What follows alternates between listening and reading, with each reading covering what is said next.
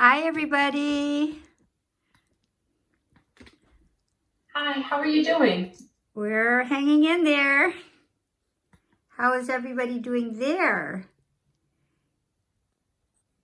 In your little boxes. I'm really enjoying the fall weather. Yeah, it's beautiful. It is beautiful. I have to say, with all of this, this pandemic, at least nature was very kind to us in dealing us nice weather. Actually, even through the whole summer, which was not as hot and humid and horrible as usual. So we're in some ways very lucky. Okay, let's just check who's here. Maris, any news on that piece? On the Don Freund piece? Yeah, our time slot is only 20 minutes. So we don't really have time to add it because we're only playing one piece anyway. No, but can you just learn it and play it for him? Oh, I could, yeah. Who Okay. should I play it with? Your boyfriend. Okay. Yeah, that was the whole point. Sure. And maybe he'll find a place for you to play it. He could put it on a new music ensemble program or something. But you have to learn it before the world gets to be a better place. Okay. Okay, so I'm talking to Maris. Don Freund, who's composer on the faculty, wrote a piece that expressed his anger at the at the anti-protesters and in support of the protesters, and just it's in as a reflection of the political situation. So it's for violin and viola. So Maris is going to do that. Okay, is Ian here? Yes. Joey? Yes. Jody? Is Jody here? I think Jody comes later. Donnie? Is Donnie here? I'm here. Okay, great. And Changping? Here. There, great. And Angela? Here. Good. And Zoe, I saw Thomas. Hi. Hi. And Maris is here. Clara. Here. There she is. And Eva. Here. Okay. And Jiang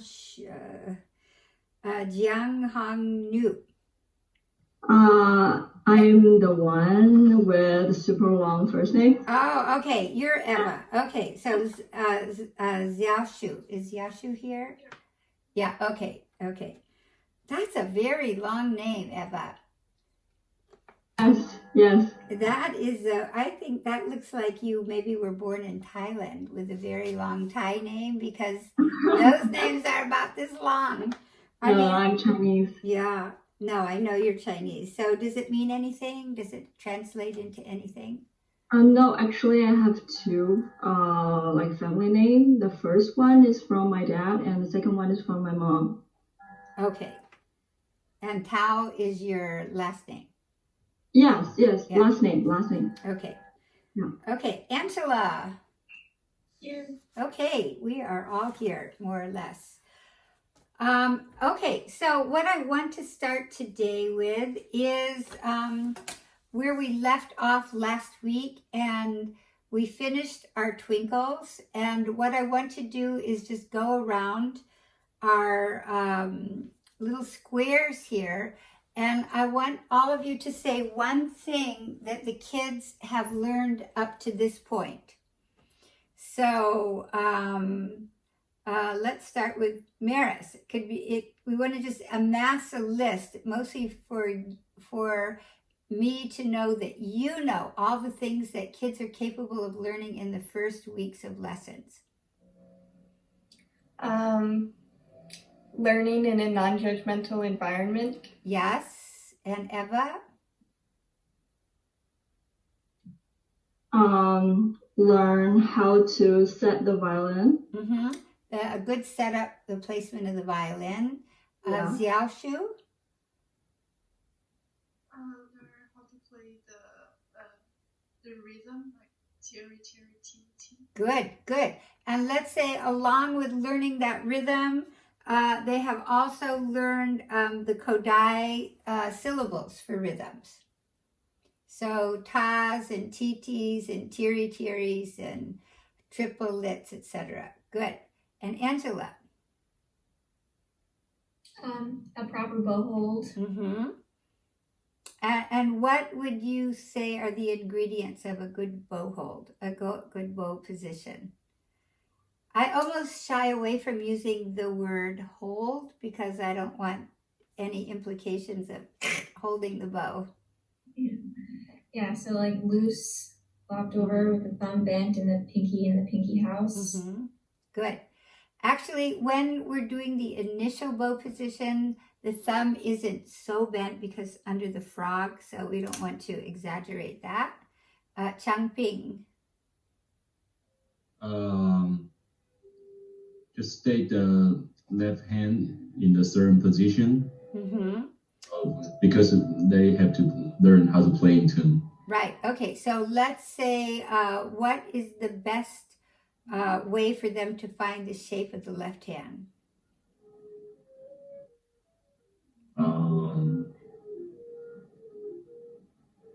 I mean, what have they been doing from the very first lesson?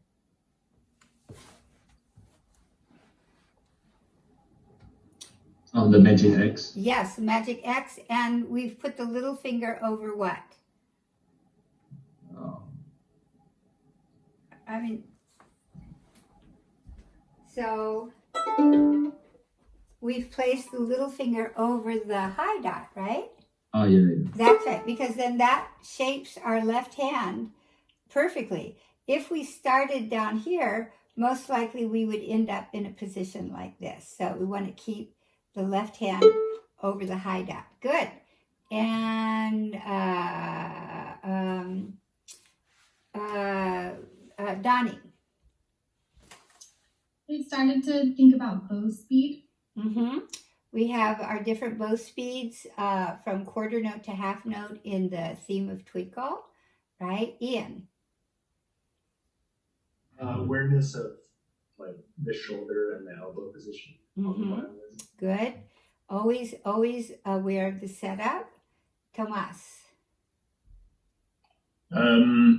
Sort of some basic bow technique like martelé and détaché from the rhythms like tiri tiri ti. Right. So we basically, in our bow vocabulary at whatever level, we have 3 basic bow strokes. And you said martelé, détaché, and what's the third one?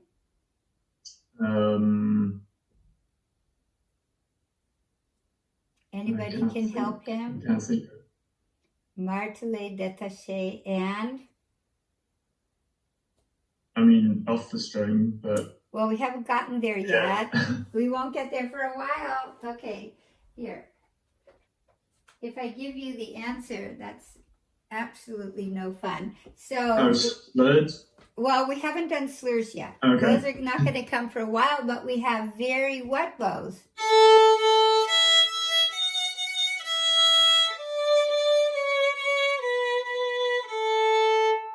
If this is martelé, and this is détaché, and this is legato. Yes. Okay. Those are our 3. Those are okay. So those are our 3 basic bow strokes, and everything that we are, all of our bow strokes that you will learn, the kids will learn, come from the tree of the martelé, détaché, legato. The only bow stroke that doesn't come from that tree is the ricochet, because that is it starts off the string. Otherwise, it's on the string. Even spiccato, as we'll learn, it comes from the détaché. Good. Okay, and Zoe. Developing like the first early muscle memory of vibrato and shifting with the sliding and the tapping. Yes, exactly. That, I think, is the most wonderful thing with these kids, that from the very first minutes of playing, they're shifting here on their magic X, and they're doing their tapping here. So they're releasing the impulse of the vibrato. And Joey?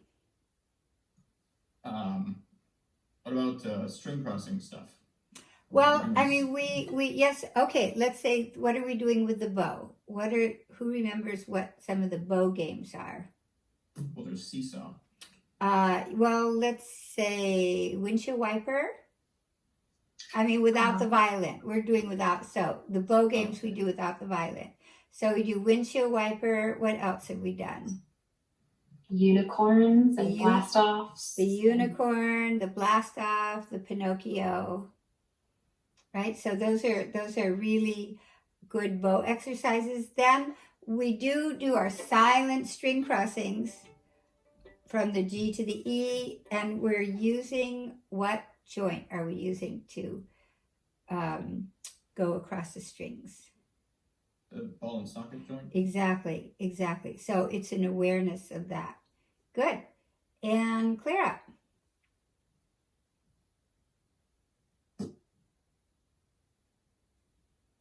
Oops.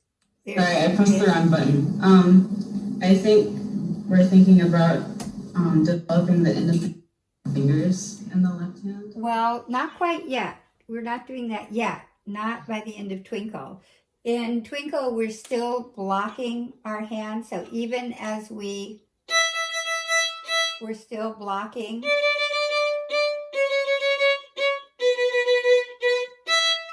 So we will introduce independent fingers, but we haven't done that yet. Now, so let's just go back to that principle. What is the benefit of blocking the fingers? It maintains the position. Yes, it maintains the position, and by maintaining position results in hopefully what? Intonation. Yes. Just think about your own playing. How much time do you spend in an awareness of intonation? 5% of your practice? 10%? What do you think? Somebody. Is this a question for me or is It's a question for everybody. Joey. I'd say probably about 99%. Good. That is a good answer. Exactly. And I always love to tell the story. Maybe I already told it to you, but at the end of the very first Indianapolis International Violin Competition, that Mr. Gingle was the chairman of the jury, and it was his competition. I spent many hours listening to these wonderful contestants, and then at the end, after it was all over, I went to see Mr. Gingle in his studio, and I asked him, how did you decide? How did the jury decide what was the thinking of all the members of the jury in picking this or that winner, or the people who were going to go to the finals? And I thought I was going to be listening to him talk about this for a whole hour, because I would go to have meet him at his lunch hour. I would sit in his great big chair and he would just talk. It took about 30 seconds, and he said, it's very simple. He said, those people that played so right in tune with a beautiful tone, those are the ones that went to the next rounds, or those are the people that won. And when you think about it, that's true, because he said if you have perfect intonation, a beautiful tone, everything else is a given. So intonation, yes, is something we're peripherally aware of probably our whole lives. Good. Okay, Angela, other things that they've learned. Finger before bow. Yes, the principle of finger before bow. Good. So let's start at the top. Maris. I guess they've learned some repertoires. Exactly. And what repertoire have they learned? GDG, Seesaw, See a Little Monkey, Twinkle. And the ant song. Oh, the ants. Yeah, that's a lot of repertoire already. And you have to remember they're doing this all without reading music. Reading music is going to come later. And Eva, can we add anything else to this? I think every time they practice their violin, they will practice their muscle and muscle memory.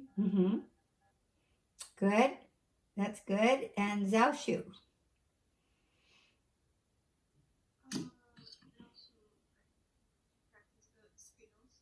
Yes, we have scales. We have the A major scale with all the twinkle variations.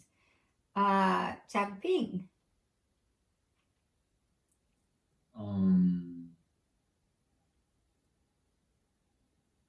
So practice different rhythm with scales. Yes, exactly. We just said that, but we'll go on. And Dani. How to circle off with a bow when they're finished with the song. Good. So already musically, we're learning how to complete a phrase. Ian.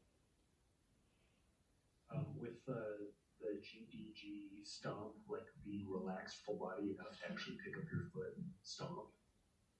Yeah, you actually have to pick up your foot. Yes, that's good. Well, we get a little exercise too. Could be my only exercise for the week. And Thomas.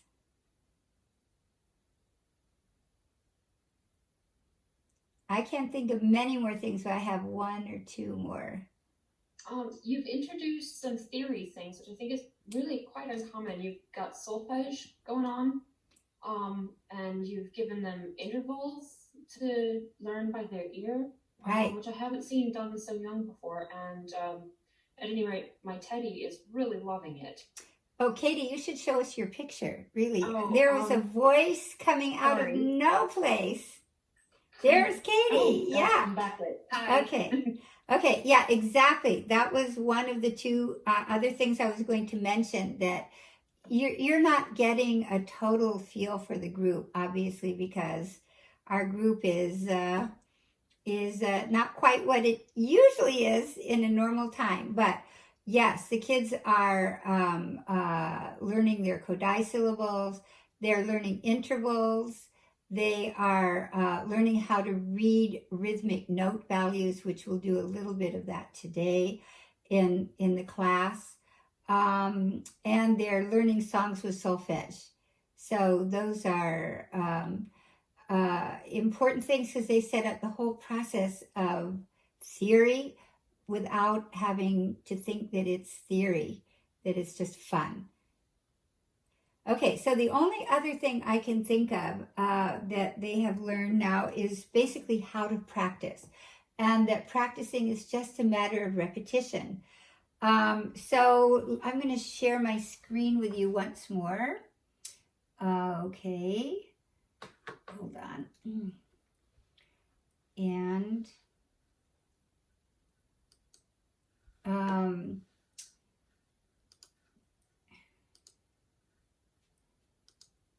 so if we go to the end of volume 1, and we go here and we take a look at just a possible suggestion of how to practice. So practicing, and let me just open it again for discussion. Practicing for some of us, and maybe some of you when you were children, can be really difficult. Can you remember if your mom or dad said, okay, you get in that room and you don't come out for a whole hour? So you're in that room as a 7 or 8 or 9-year-old, and you're clueless. You don't know what to do. So you're sitting there or you're practicing, and you're playing things, maybe a whole piece 50 times, and of course it's not getting better. So if we instill in these kids from the very beginning that practicing is simply a matter of repetition, and it doesn't matter how long it takes to do the practice session. So at this point in the child's development, we'll take a look at Statue of Liberty. They could do 20 times a day, tapping over the high dot, Twinkle Variations, 3 times a day, A major scale, seesaw, review GDG, might do the ant song. And actually what also could be added to this is practicing the intervals and practicing the sunflower. So, so who knows how long that could take? That might take 10 minutes or it could take 15, but it's not a drudgery because you're focused on the repetitions and what you want to accomplish at the end of the repetitions. I can see that as we grow up, and in your case, I mean, let's just talk a little bit about your practicing. How do you view practicing? Do you start with the most difficult passages, or do you work backwards from a piece? How do you isolate passages? Maybe let's open it up for a little discussion.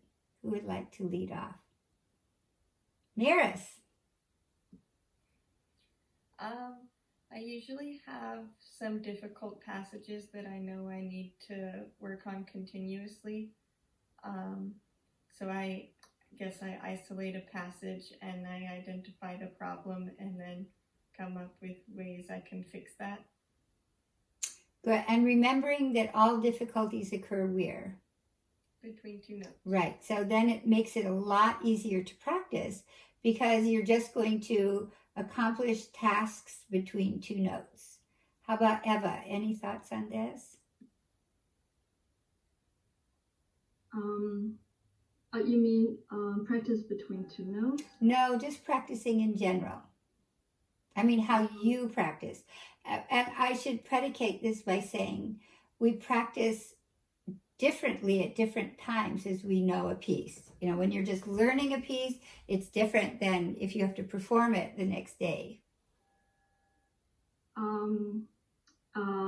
When I start to practice the piece, I will probably listen to the recording or watch a video, and I would like to sit down, just to put my violin down and to see if I could just play the notes in my mind, to see if I could find out all the accidental notes and that stuff.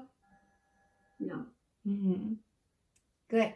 Okay. I would imagine you listen to more than one recording. Yes. Yeah. Okay. And Zhaoshu.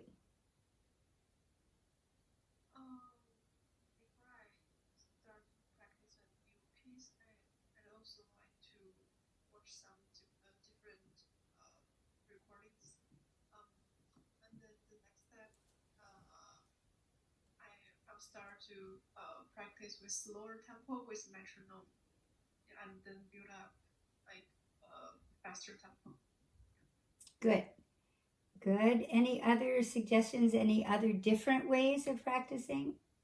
I usually start a piece like, if I'm taking it from the very beginning, I read it the whole way through, because otherwise I won't have any idea where this hard parts fit. And then I practice like really small and get bigger and bigger and bigger until the end of the session. I try to play the whole thing again. Just so that I don't forget where I'm coming from and where I'm trying to get to. Right. I always find that we can get fixated at the beginning, that we can never get past the first few phrases. So actually what I suggest to my students and what I do in lessons is I'll start at the end of a piece and work backwards. And then after a few weeks, as the student knows the piece or the movement, then we'll already start the lesson in the most difficult, challenging place, because the places they can play already, they don't need me as a teacher anymore. They can figure that out for themselves. So yeah, practicing is really the key to how we progress, obviously. and the success of how you go into the profession is that you become your own teacher, that you don't need a teacher anymore. What's interesting to think about is that singers usually have coaches their whole careers. You think of opera singers, they're going to their opera coaches as they're learning their parts. Other people who have coaches, tennis players.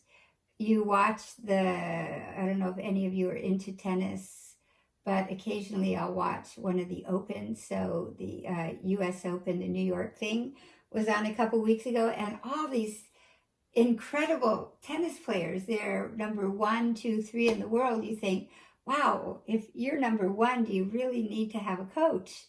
And they have coaches their entire careers. And interestingly, if they start losing, they fire their coach and get a new coach. I guess you guys could do the same thing. You could just fire us teachers and get a new teacher if you felt you weren't making progress. But no, but we as at least violinists, we're trying to become our own coaches and our own teachers as we move along.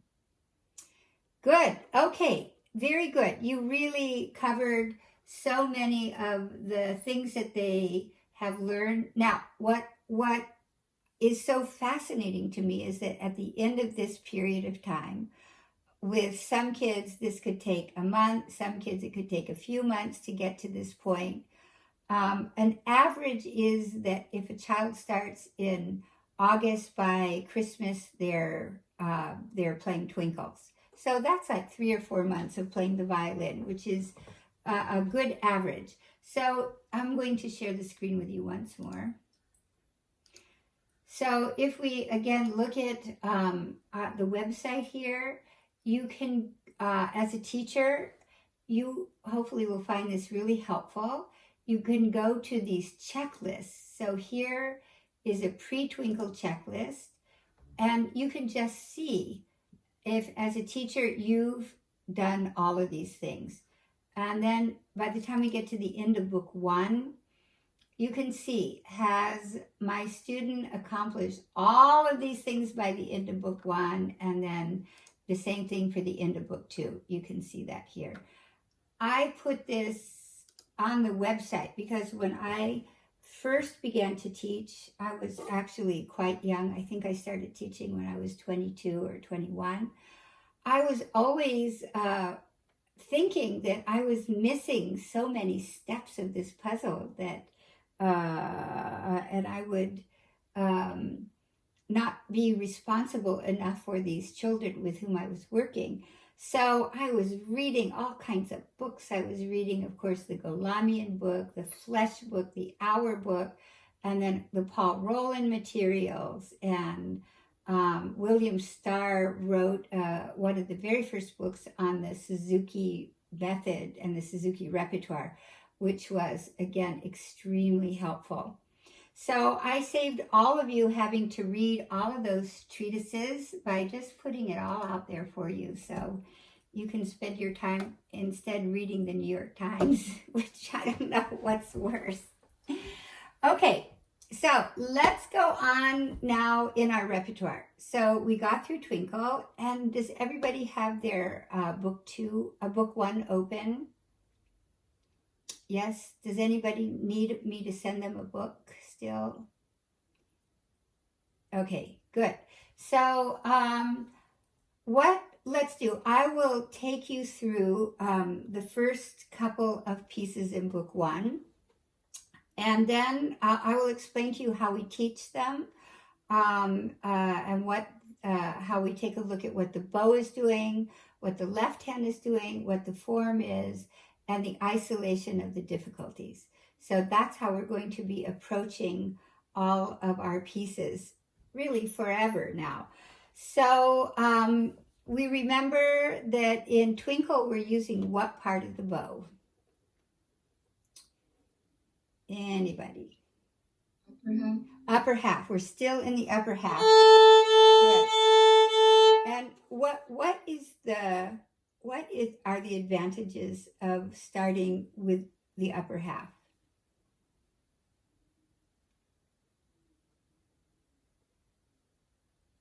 It opens the forearm. Yes, it opens the forearm, and the forearm is our release. You know, all of this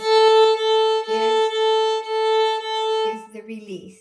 If I start with my whole arm, you know, I might get a bow like this. It's better just to isolate something, even that the kids can see here. So we're in the upper half of the bow. So lightly row, I'll just take you through it. We start with our first and second finger down. So we can place them, and we're in upper half, and I want to be able to play the E string with the 2 staying, 1 and 2 staying down.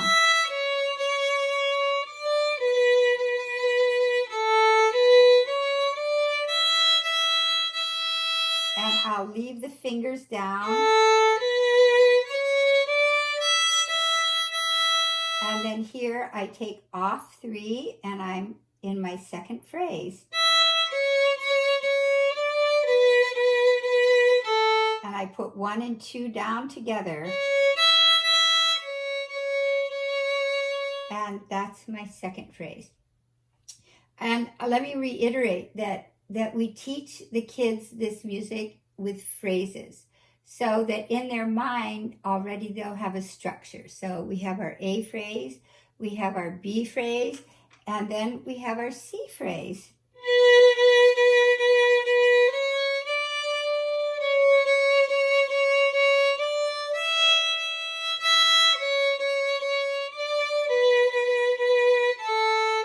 And I leave the 2 down, 1 and 2 down, because I'm coming back to them.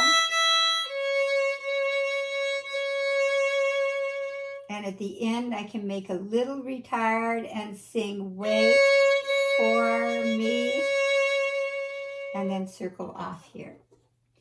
Now, a child may, in the first week, just learn the first phrase, which is fine. It's not how fast a student is going through the repertoire, it's how they're sounding. And sometimes we find students who maybe they come to our program and they're playing repertoire that is way beyond their level. And it's because their teacher just didn't take the time to make sure in these beginning stages everything is in good shape. So we're never in a rush. So let's take a look at the bow. What do you notice about the bow here? Oops.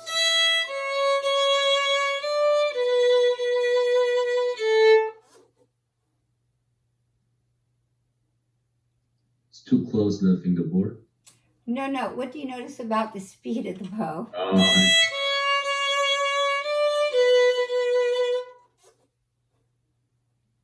It's the same speed for both the quarters and the half notes. Exactly. And where have we done this before?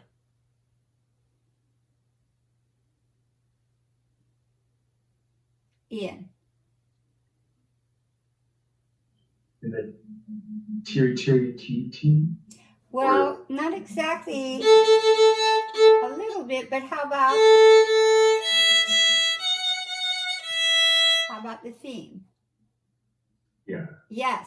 Okay. So what I'm wanting you to be aware of that Suzuki did us a really wonderful service in his progression of this repertoire, because he introduced new principles, but he kept reviewing the old principles. So we don't have a collection of 50 things that we have not a clue how they're related. So yes, the relation, the bow here is exactly coming from the Twinkle theme. Now, what is the advantage of starting with 1 and 2 down? Who can think of that advantage? It starts to train students to have their fingers down and to not pick them up every time they are about to set them down. Yes, that's one thing. That's right. So finger before bow, we're prepared. What other thing? They also can play on the open E string while having fingers down on the A. Yes, exactly. You see, if I have a bad position, and we talked about left-hand position, you see, if I can't play the open E. But if my elbow is under and I've cleared the E string, most likely I have a good position here, right? So those are the two benefits of starting with that finger down. Good. Okay, so I'll take you through one more piece, and then I'll have somebody take us through Go Tell Aunt Rhody. But and then we'll play all of these pieces together, even though I won't hear you, just so that you have the experience of playing these through, so you know how you would teach them. So if we look at Song of the Wind,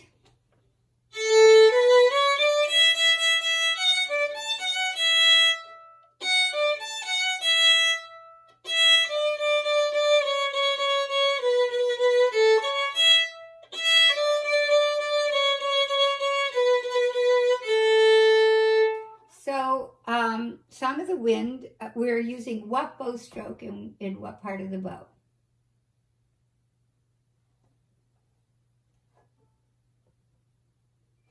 Upper half détaché. Exactly. So you can see again where a good détaché in the upper half of the bow. Now here we're introducing a couple of new things. So as we go through this repertoire and as you look, let me just point this out for you guys. I'm going back to the website. And here's our teacher's guide to book 1.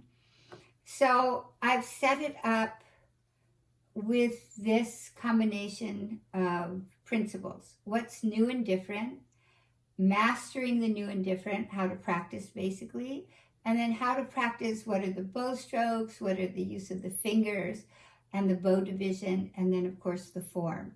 So if we go now to Song of the Wind, here are the things that are new. We're going to, Donnie, was it you that mentioned independent fingers? No, somebody just previously mentioned independence of fingers. So here in Song of the Wind, we're going to introduce the first independent fingers. We're going to observe how our third finger hops over the string, and we're going to do some upper half bow circles. So you can all, if you want, you guys can just pull up the stringpedagogy.com and follow this. But so the first thing we're going to do some half bow circles. So I'm going to circle. Now, when I circle, we're going to keep an awareness that I'm using my arm for my ball and socket. And in order for my bow not to go like this when we circle, we're going to be aware that we have a very relaxed bow position that is well balanced. And we circle, and then the arm comes down to meet the string. Do you see? If I leave any air in here, I'm going to get a bounce. So I can have absolute control of my bow if I bring down my arm, which reminds us that we have two forces at work when we play. We have the up force of the string against the down force of the weight of the arm. And where those two forces meet is where we get the most beautiful tone for the least amount of effort. And we'll try all of these things together in a second. So the next thing, let's take a look at how we introduce our independent fingers. So I'm going to play, and I play 1 on the E, I leave the 1 down, play the 3 on the A, I jump over the string, I circle. Third finger, I jump over, circle. There's a reason I do the hopping fingers. Take a look at this. If we don't do the hopping fingers, this is most likely to happen.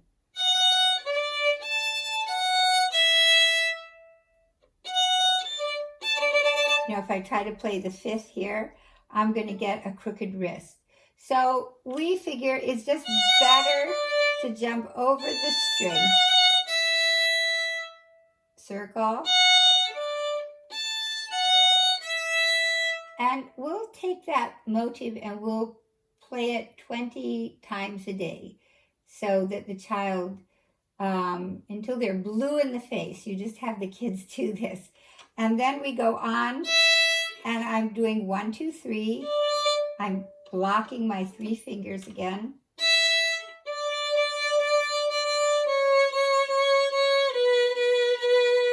I put down 1 and 2. I keep them down. I circle.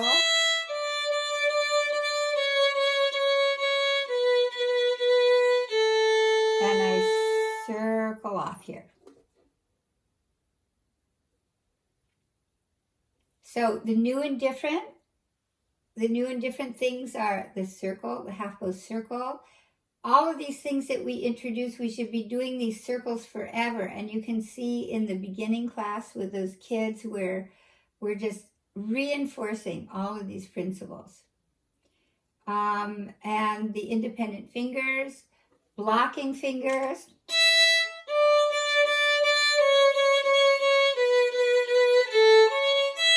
Circle.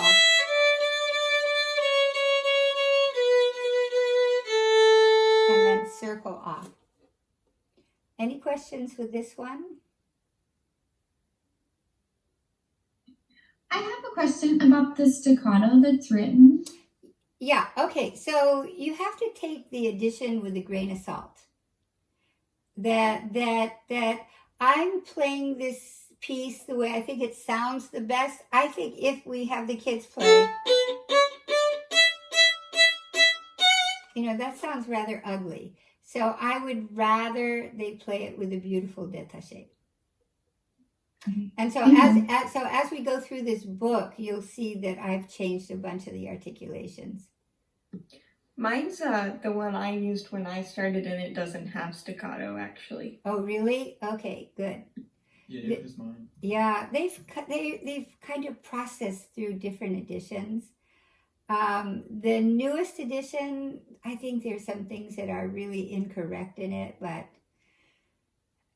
you know, we as teachers are going to make all the changes that we're going to make anyway. So I'm just using the sequence of repertoire, and I don't know that a Suzuki teacher teaches it exactly the way I'm teaching these pieces anyway. So this is just our take on this Suzuki repertoire. Thanks. Okay, so who wants to volunteer to play Go Tell Aunt Rhody?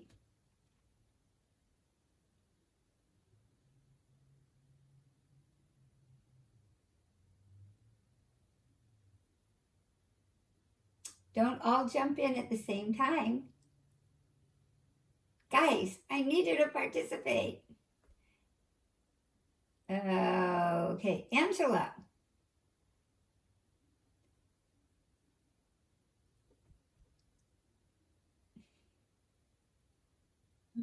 Okay. Okay, so do you have your music there?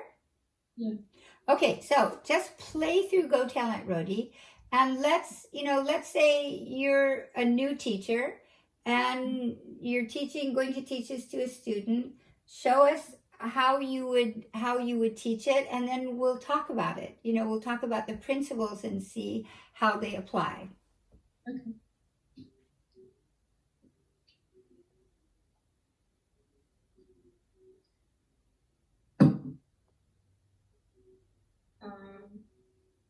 So we start from placing both the first and second finger. Good.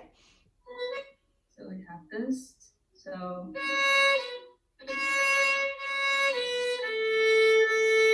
let's just take off second and then first. Why don't you play it through first, and then we'll talk about it.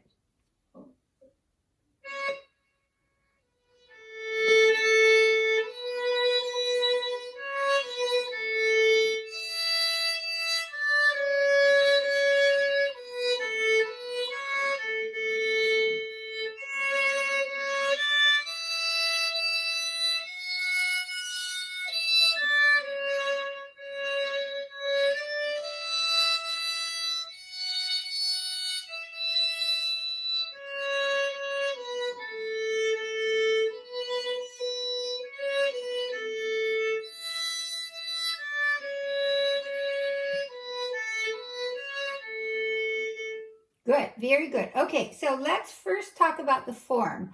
I forgot to talk about the form in Song of the Wind.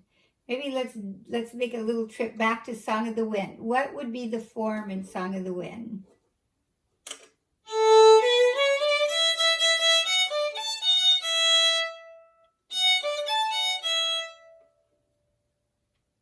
A, B, and B. Yeah, so and then B. And B prime. Good. Okay, so let's talk about the form in Go Tell Aunt Rhody. It should be the A, B, B prime, and then A comes back. Yeah, exactly. Good. So he said this repertoire is so well set up, so you don't have to learn that many phrases to have a really long song because things are repeating themselves. Good. Now, take a look at Go Tell Aunt Rhody, Angela, and what would you say is a difficulty?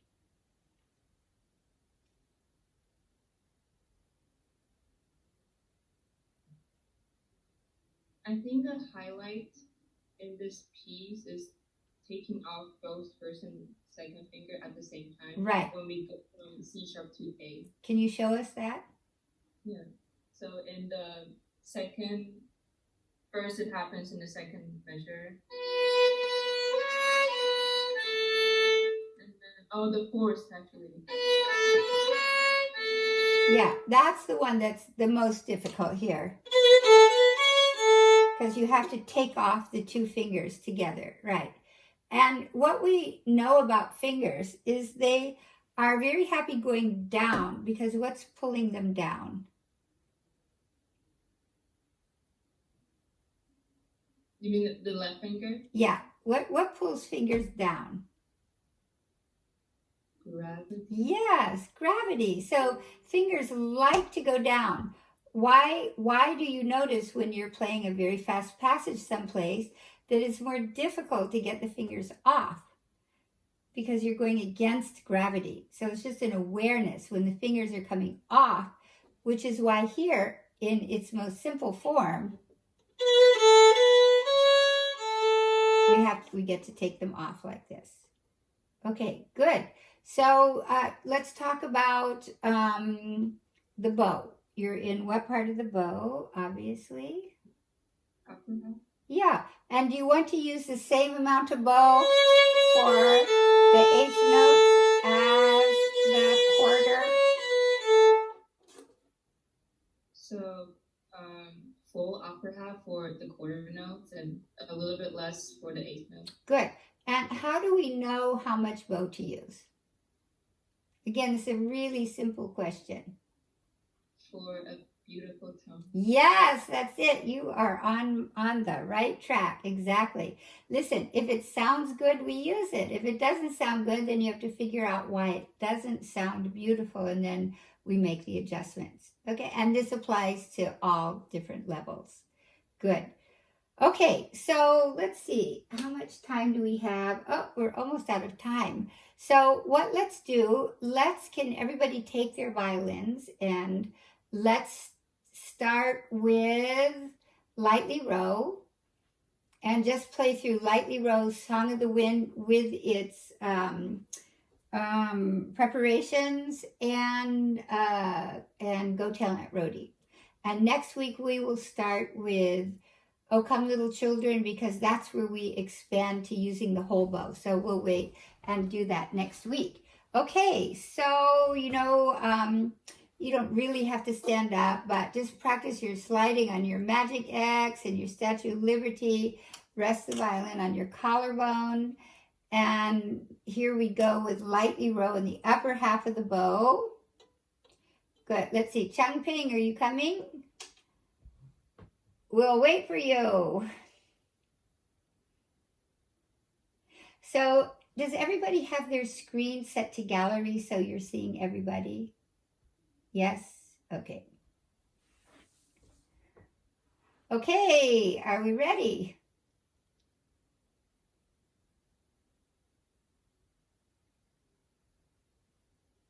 Okay, we don't even have to tune up. That's the beauty of the Zoom.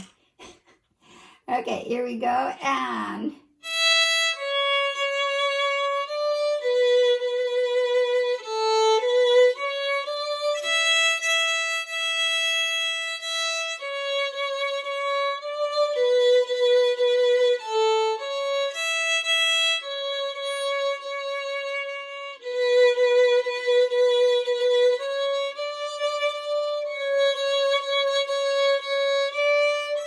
keeping 2 down.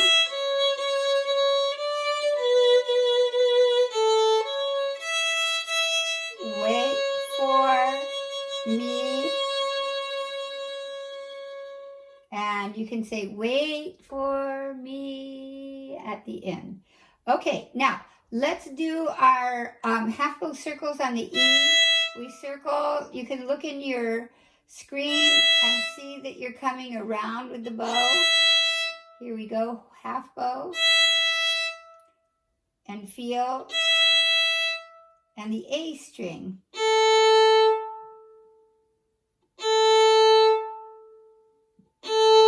Good. And then our preparation is 1 hop over, circle, hop over. So let's do that a few times, and hop over, circle, circle again. Good. Okay, and let's play the whole piece. And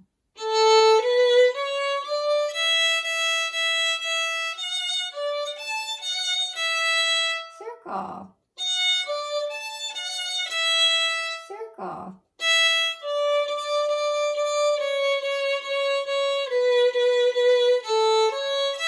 circle.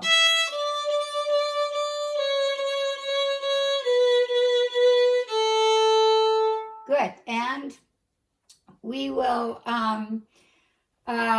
take the repeat on that one, but we don't have to do that now. Now, on let me just show you, because if Zoe, are you using the piano accompaniments with your kids? Yes. Okay. So let me just bring this up here. So we want to do now, go tell Aunt Rhody.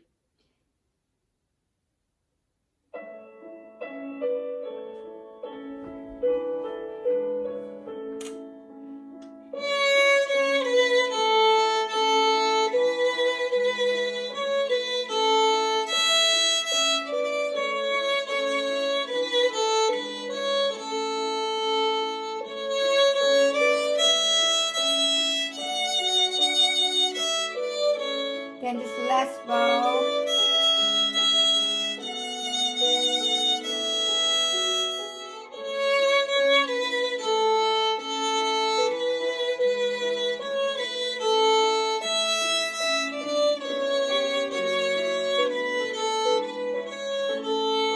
And circle off.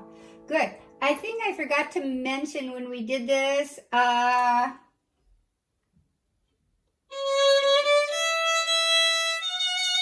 that we're going to place all 3 fingers again.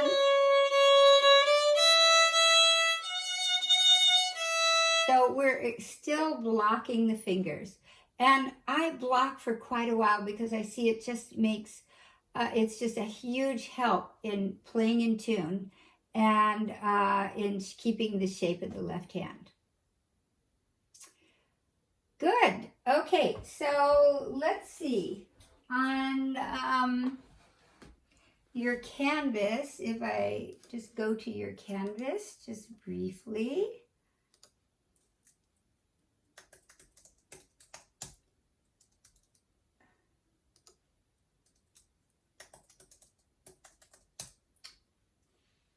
Okay.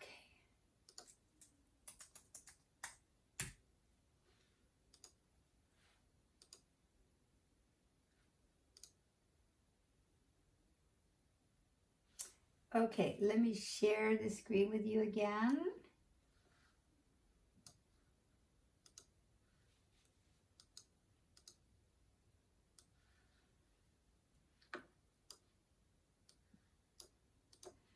Okay, so if we go to your assignments, we are already now in class 5, everybody.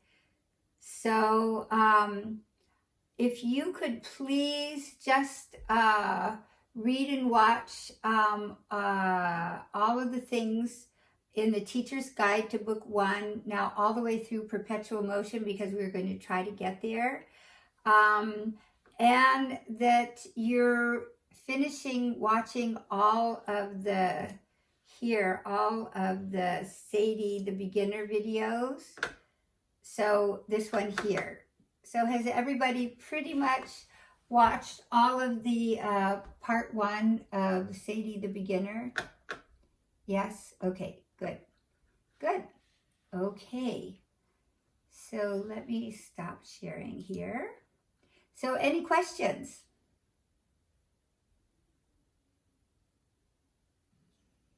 I do have a quick question.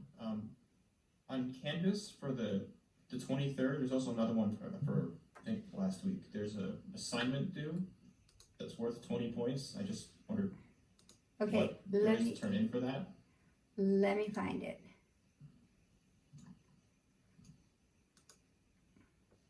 It's class 4. Okay.